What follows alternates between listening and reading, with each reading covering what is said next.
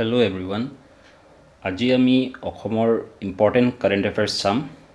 Prelims আমাৰ যোনটো 2026 হ'ব জুলাই মাহত, সেইটোৰ কাৰণে ইম্পৰ্টেণ্ট হ'ব। চ' ফাৰ্ষ্ট টপিকটো হৈছে 9th Assam film awards 2020 and 21। 2020 যদি আমি চাওঁ, best film and best director পাইছে বেলকনিত ভগৱান এই মুভিটোৱে, যোনটো ডাইৰেক্ট কৰিছে বিশ্বজিৎ বৰাই। নেক্সট নীপ বৰুৱা এৱাৰ্ড, এইটো শ্বৰ্ট ফিল্ম ছেকশ্যনত পোৱা যায়। নীপ বৰুৱা এৱাৰ্ডটো পাইছে খগুন শ্বৰ্ট ফিল্মটোৱে। এতিয়া নীপ বৰুৱাৰ আমি চাব গ'লে, নীপ বৰুৱাটো হৈছে এটা ফিল্ম মেকাৰ, যোনে ডাইৰেক্ট কৰিছিল পপুলাৰ মুভি অসমৰ ৰঙা পুলিচ 1958ত। এতিয়া ৰঙা পুলিচৰ এটা ইম্পৰ্টেণ্ট ফেক্ট হৈছে যে ৰঙা পুলিচটো ফাৰ্ষ্ট এছামিজ ফিল্ম হয় যোনে নেশ্যনেল এৱাৰ্ড পাইছিল 1959ত। ৰঙা পুলিচটো 1958ত ৰিলিজ কৰা হৈছে, কিন্তু নেশ্যনেল এৱাৰ্ড কেতিয়া পাইছিল? 1959ত। নেক্সট হৈছে নৰেন বৰুৱা এৱাৰ্ড, যোনটো ডকুমেণ্টৰী ছেকশ্যনত পায়। এই নৰেন বৰুৱাটোৱে হৈছে নীপ বৰুৱাৰ ভায়েক। নৰেন বৰুৱা এৱাৰ্ড পাইছে স্ক্ৰীমিং বাটাৰফ্লাইজ ডকুমেণ্টৰীটোৱে, যোনটো ডাইৰেক্ট কৰিছে আইমি বৰুৱাই। এইটো আছিল 2020ৰ। এতিয়া আমি চাম 2021ৰ। 2021ৰ বেষ্ট ফিল্ম এণ্ড ডাইৰেক্টৰ পাইছে শব্দ নিঃশব্দ কোলাহল এই মুভিটোৱে, যোনটো written and directed by Dhanjit Das. Nip Baruah award, যোনটো শ্বৰ্ট ফিল্মত দিয়া হয়, এইটো পাইছে কুমু শ্বৰ্ট ফিল্মে। Next Naren Baruah award for documentary, Naren Baruah award for documentary, এইটো পাইছে ব্ৰেকিং দ্য চাইলেঞ্চ ডকুমেণ্টৰীটোৱে, যোনটো ডাইৰেক্ট কৰিছে পাৰ্থজিৎ বৰুৱাই। Next lifetime achievement awards for 2020 and 21। 2020ত লাইফ টাইম এচিভমেণ্ট এৱাৰ্ড পাইছে জয়ন্ত ভগৱতীয়ে, যোনটো এটা ৰিনাউণ্ড ফিল্ম এক্টৰ হয়। জয়ন্ত ভগৱতীয়ে প্ৰজেক্ট ৰক্ষণ ইনিচিয়েটিভত পাৰ্ট লৈছিল, যোনটো ইউনিচেফ আছামে ইনিচিয়েটিভ লৈছিল এগেইনষ্ট চাইল্ড মেৰেজ। 2021ত লাইফ টাইম এচিভমেণ্ট এৱাৰ্ড পাইছিল দীনেশ দাসে। দীনেশ দাসো এটা ৰিনাউণ্ড এক্টৰ হয়, যোনে স্ক্ৰীণ শ্বেয়াৰ কৰিছিল জুবিন দাৰ লগত দ্য আণ্ডাৰৱৰ্ল্ড মুভিত।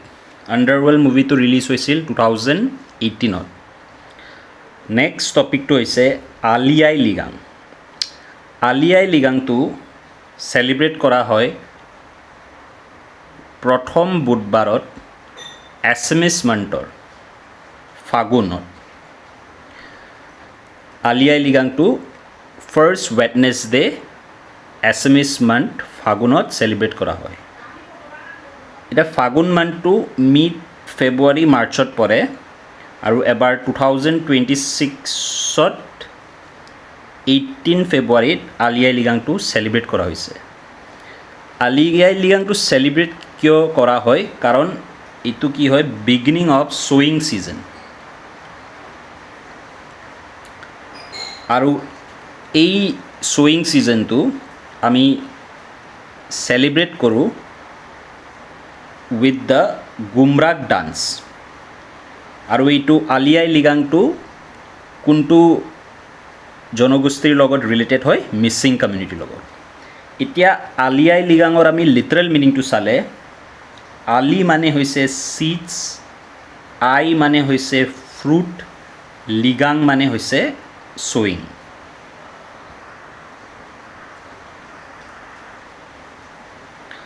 থাৰ্ড টপিকটো হৈছে orange economy and AVGC orange economy মানে কি অৰেঞ্জ ইকনমি মানে হৈছে ক্ৰিয়েটিভ ইণ্ডাষ্ট্ৰিজ কেইটা যেনেকা media digital content and cultural enterprises এইটো এটা নতুন কনচেপ্ট হয় য'ত আমাৰ ক্ৰিয়েটিভ ইণ্ডাষ্ট্ৰিজ কেইটাক এমফেচিছ কৰা হৈছে এটা আসামৰ কণ্টেক্সত চাব গ'লে অসম গভৰ্ণমেণ্টে কি কৰিছে ষ্টেট গভৰ্ণমেণ্টে এইটো ইকনমিক বুষ্ট কৰিবৰ কাৰণে অসমৰ কালচাৰেল হেৰিটেজক এমফেচিছ দিছে যেনেকা অসমৰ পৰা অৰেঞ্জ ইকনমিত কিহে কণ্ট্ৰিবিউট কৰিব পাৰে বিহু মাস্ক মেকিং আৰু ইণ্ডিজিনিয়াছ হেণ্ডলুমছ এতিয়া AVGCটো কি হয় AVGCৰ ফুল ফৰ্ম হৈছে animation visual effects gaming and comics এইটো অৰেঞ্জ ইকনমিৰ এটা পাৰ্ট হয় এতিয়া অসমৰ কণ্টেক্সত যদি আমি AVGCৰ চাব যাওঁ অসম গভৰ্ণমেণ্টে কি পলিচি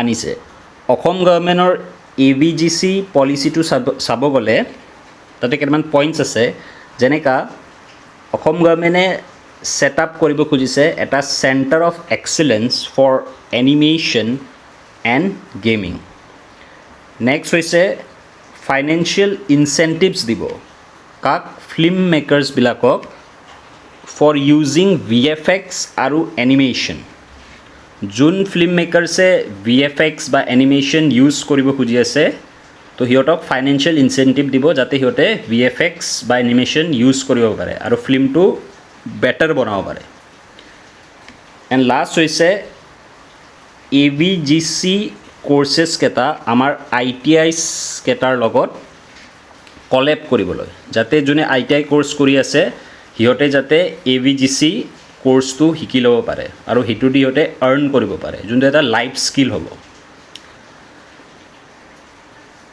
এণ্ড আজিৰ লাষ্ট টপিকটো হৈছে স্বাগত সতীৰ্থ 2.0 পৰ্টেল স্বাগত সতীৰ্থ পৰ্টেলটো এটা অনলাইন প্লেটফৰ্ম হয় যোনটো লঞ্চ কৰিছে গভৰ্ণমেণ্ট অফ আছামে for mutual transfer process for grade 3 and grade 4 state government employee মানে স্বাগত সতীৰ্থ 2.0 পৰ্টেলটো কি হয় এটা অনলাইন প্লেটফৰ্ম হয় যোনটো অসম গভৰ্ণমেণ্টে ওলাইছে য'ত মিউচুৱেল ট্ৰান্সফাৰ মানে ট্ৰান্সফাৰ প্ৰচেছটো ইজি কৰি দিছে বেচিকেলি ট্ৰান্সপাৰেণ্ট কৰি দিছে for grade 3 and grade 4 state government employee যেনে ট্ৰান্সফাৰ এতিয়া এপ্লাই কৰিব পাৰি মানে বছৰত 3 বাৰ এইটো পৰ্টেলটো খুলিব কোনোবাই যদি ক'ৰবাত ট্ৰান্সফাৰ হ'ব খুজি আছে তো সিহঁতে এপ্লাই কৰিব পাৰে এইটো কিহৰ কাৰণে হয় অকল গ্ৰেড 3 আৰু গ্ৰেড 4 ষ্টেট গভৰ্ণমেণ্ট এমপ্লয়ৰ কাৰণে হয় এইটো কেতিয়া লঞ্চ হৈছিল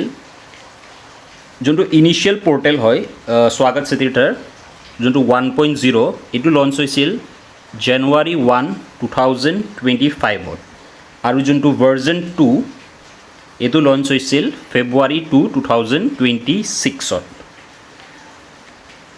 এইটোৰ এটা ইম্পৰ্টেণ্ট ফেক্ট হৈছে যে অসমটো ফাৰ্ষ্ট ষ্টেট হয় ইণ্ডিয়াত যোনে ইমপ্লিমেণ্ট কৰিছে digital mutual transfer system Assam first state হয় যোনে মিউচুৱেল ট্ৰান্সফাৰ ছিষ্টেম যোনটো থ্ৰু অনলাইন প্ৰচেছ এইটো ইমপ্লিমেণ্ট কৰিছে এইটোৰ কি লাভ হৈছে কৰিছে কিয় ৰিজনটো কি হয় কষ্ট এফিচিয়েঞ্চি ডাটাই কয় যে 10,000 rupees per এমপ্লয় বাচে নহ'লে যদি অনলাইন নহ'লে হয় সিহঁতে নিজে যাব লাগিলে হ'লে হয় তাৰপিছত তাৰ প্ৰচেছটো বহুত দীঘল হৈ যায় অফিচত চ' rupees 10,000 per এমপ্লয় বচাই আছে ইন কণ্টেক্সট অফ কি ট্ৰেভেল বা প্ৰচিডিৰিয়েল কষ্ট